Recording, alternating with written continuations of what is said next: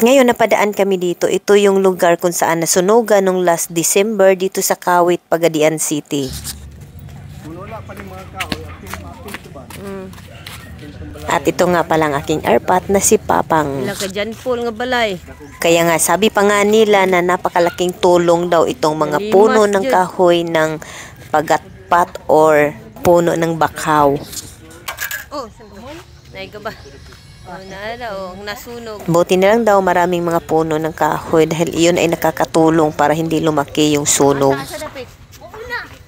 Ngayon, hindi na sila pinapahintulutan na bumalik dito. Kaya yung sa kabila naman, okay lang daw magtayo ulit sila ng bahay. Pero limited na lang kung gaano kalaki ang size ng bahay na itatayo. Ngayon, karamihan sa mga nakatira dito na nasunugan, naghahanap pa sila kung saan sila lilipat. At ito na yung mga bahay na nasusunog. Sobrang kawawa talaga sila. Naubos pa yung mga gamit nila, wala pa silang matirahan. Napadaan lang kami dito dahil bumili kami ng sin para sa kapitbahay namin.